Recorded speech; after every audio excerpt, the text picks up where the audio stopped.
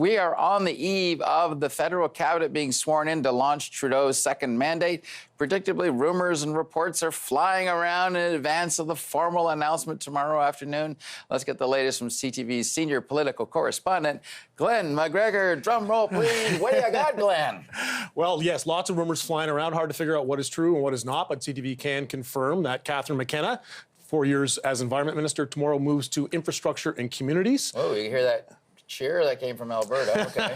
The idea is that a lot of the files she was dealing with in the environment portfolio, transit, climate change mitigation, will carry over to infrastructure because the government really wants to put an emphasis on green energy projects, green infrastructure projects, things like public transit, flood mitigation, dealing with climate change. So that's going to carry over very nicely. We also can confirm that some of our colleagues have already reported that Jonathan Wilkinson from British Columbia, currently the Fisheries Minister, will replace McKenna at Environment.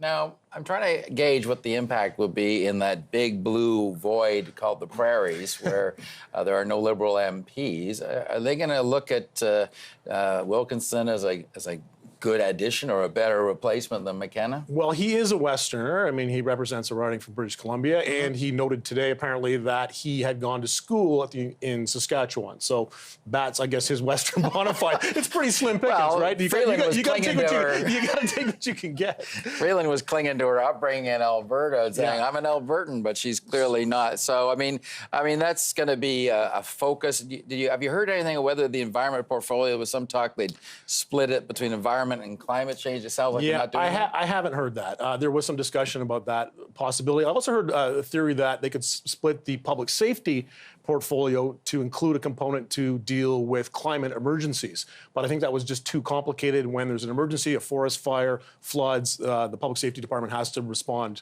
just like it would if it was some kind of national security emergency. So that portfolio, we think, is going to stay together. But I will say, for McKenna, interesting part about this is it takes her out of the line of fire a little bit.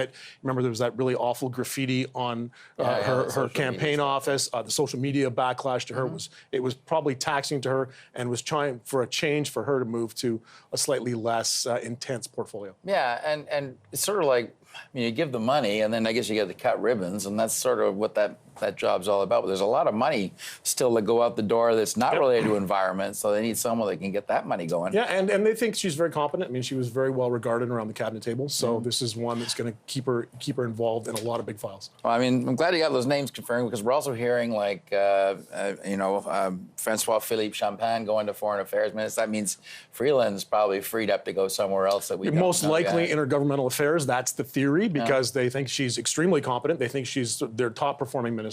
They could put her on dealing with the top file that's facing the country, which is that Western separatism and national unity. I don't know. Any sense that we're getting a bigger cabinet, same size? Maybe slightly larger, but I don't think as big as some people had speculated. Okay. Thank you very much, Glenn. Appreciate that. And to decipher what goes into the job of cabinet maker, politically speaking, that is, we're joined by three people with senior positions in government or opposition. Anne McGrath was Chief of Staff to Jack Layton when he was official opposition leader. Gary Keller was Chief of Staff to former Harper Cabinet Minister John Baird. And in Toronto, we have Tim Murphy. He was Chief of Staff to Prime Minister Paul Martin. Welcome to you all. Now, I don't know, can Tim hear us? Okay, I don't know. Let me get your thoughts here. What do you make of the picks that Glenn said, or sorry, the confirmation he's at least got? What do you make of that? Is that a smart move? Well, I don't know if my memory is as good as it used to be, but I don't really recall having this number of leaks before a cabinet, and certainly not confirmations. So that's just an interesting side note. Yeah, maybe it's a good thing for reporters. Good thing for this, but for this show, but. It's a bit unusual to me. I mean, I think, certainly the citizens of Ottawa are probably hoping that Catherine McKenna will sort out our LRT problems when she's in infrastructure. But, I mean, it makes sense to me that they would move. I think she was a bit of a lightning rod, and certainly we saw that in Alberta, that especially having a strong woman in the environment and climate change file tended to attract a lot of heat. And so that can be a bit difficult. So that makes a lot of sense to me. John Wilkinson, BC, as you said, his bona fides from Saskatchewan are pretty significant, actually, besides going to school there. He also worked in intergovernmental affairs and worked for an NDP premier, actually, in the government of Saskatchewan. I didn't know that. They're spreading all over. Tim Murphy, you're in Toronto. You've done these sorts of picks before. Does it make sense to you to get McKenna out of this line of fire, get her into something that's not quite as confrontational? Yeah, well, I think that, the government is kind of, as you know, is riding two horses at the same time. Obviously, trying to pursue an environmental agenda that attracted a lot of attention and support in the election, while trying to get a pipeline through at the same time. So I think the notion of putting a new face in front of the environmental agenda probably makes some sense. I think doing it out of potentially out of BC also makes a lot of sense with an experienced hand who can hopefully, drive the agenda across the divides. I think the real question then becomes who's got the, who has the pipeline file and how is that going to be advanced? Because I think it feeds into a narrative, frankly, that I think was missing a bit from the last government, which is, the economic narrative. It kind of got lost in the noise, and I think what I'm really looking for is what is the government going to do to have a primary voice in driving the economic agenda and the economic narrative for the government leading into the next election? That'll be interesting to me. Interesting. Okay, Gary, is this enough to crumble the resistance, as they call themselves, the 5 premiers and Andrew Scheer that oppose the carbon tax, to get Wilkinson in there to try and maybe soft pedal the environment agenda a little bit, or is he going to be playing tough? No, I think he'll be playing tough, because I think certainly Premier Moe and Premier Kenney have made it very clear what their position is on the carbon tax. So it wouldn't surprise me for them to have a strong position with Wilkinson. Doug Ford, to some extent, Premier Higgs, and Brian Pallister in Manitoba have somewhat softened their stance since the election campaign, and looking for different angles to play. But to Anne's point earlier about infrastructure is a tough file, because you have to. Did that. You were there. I wasn't there, but my guy did do that, where you have to actually get money out the door, and it's actually a tougher thing to do if you don't corral the power of the minister and the minister's office and the public service. You can be spinning your wheels for a long time. And Catherine McKenna's delivery record, in terms especially here in Ottawa, has not been great, whether it's the LRT, whether the Chateau Laurier, whether it was her musings on moving the hospital to Tunney's Pasture. I mean, those are very local issues, but they did not show a minister that was totally in charge of being able to deliver difficult, politically challenging files. And with billions of dollars to get out the door very quickly, it remains to be seen if she has the political chops to be able to do that, in like I said, in a very tough file. Quick thought from Tim before I go to Anne again.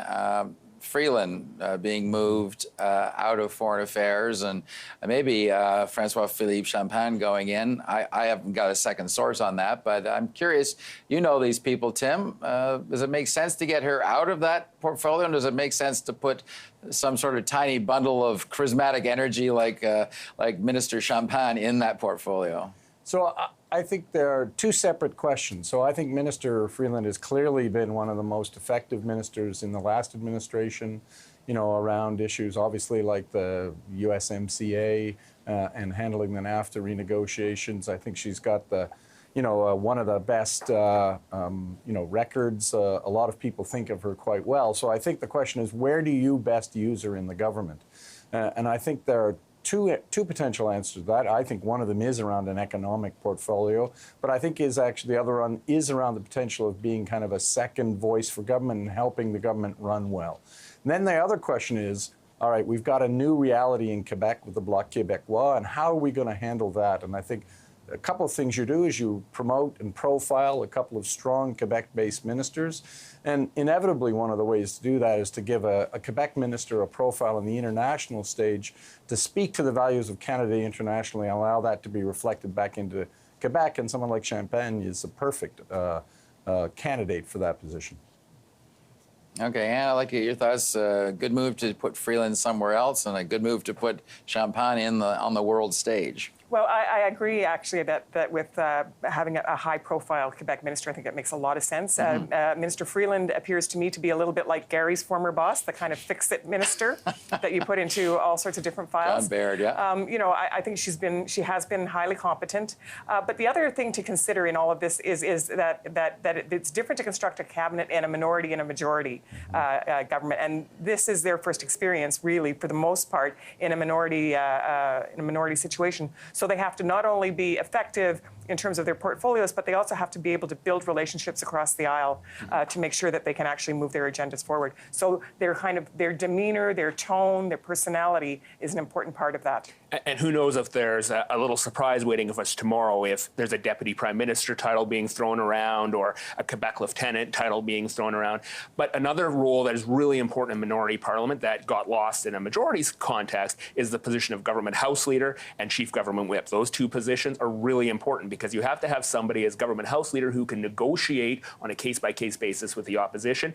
And chief government whip, you got to make sure the bums are in the seats for votes. I mean, but Tim, you've sat in these rooms and designed cabinets before, and I'm curious, how would you move those boxes around and say, all right, we've given the West a voice? I mean, you got to give them strong voices somehow, but you don't have two provinces with any material to build with that.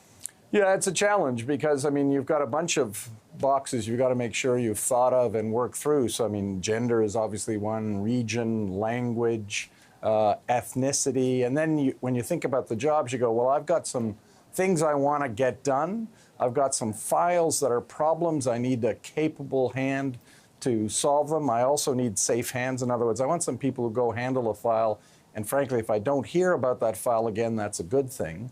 And then to Anne's point about a minority parliament, it actually is an important factor. One of the things that we did was our labor minister was surprisingly an important minister. Why? Because we were dealing a lot with the NDP, and having that labor minister channel into some of the key support for the NDP was actually a very helpful kind of backdoor communication network. So you got to think about all those things. In the context of Alberta and Saskatchewan, obviously there's a problem. So I think you're going to have to see some kind of, frankly, maybe there's an interesting opportunity to, look at the Senate. But I just think the notion that the government would appoint through the Senate seems unlikely to me. But maybe we'll be surprised tomorrow. But there's going to have to be some effort. I think they should create an old-fashioned Western PMO, reach out beyond the normal channels and see what can be done. But no solution will be a perfect one. Yeah, do you think that Senate thing's realistic at all, Gary? Or, I mean, there really aren't any Liberal senators anymore anyway. Progressive Senate group or whatever they call it. Apart too. I don't even know what's there anymore. Yeah, I think that was obviously it was a trial balloon that was it may have been floated for a bit, but given Trudeau's position on the Senate, it seems like a real non-starter to appoint a government minister out of the Senate. You can't have gone one way all the way and then now saying, well, we're going to backtrack a little bit. And in a way, he's kind of cornered himself in this position. But I don't think, and it would not be seen, I think, by Alberta, Saskatchewan as a viable response to the concerns that they're raising.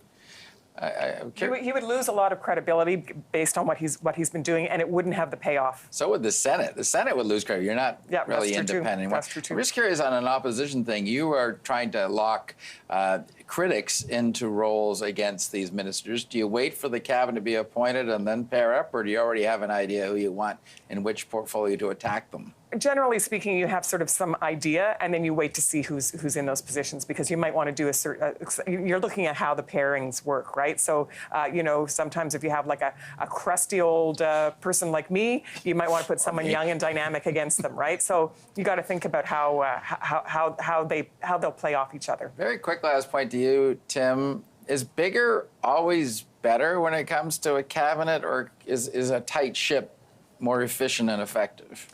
Well, actually, efficiency and cabinet actually don't often go together. But actually, I think the real point is in a minority parliament, there are, only so many functions, and you need competence in some important House roles, potentially in committee chair, as people to monitor, because the government no longer has a majority. So as things evolve in committees, you need talent around that table. You know, and as was mentioned earlier, you're going to need talent in House Leader and Government Whip. So, you know, yes, around a larger cabinet, potentially you can solve some problems, but you create problems for yourself in the House. And I think they've changed parliamentary secretaries now can't be voting members on committees either. So, you know, you start to run out of people who can do the job you need to have done in the House. And so, you know, I expect you'll see a few more bodies, but not a lot. Okay. We're out of time. Thank you all. The suspense will end tomorrow.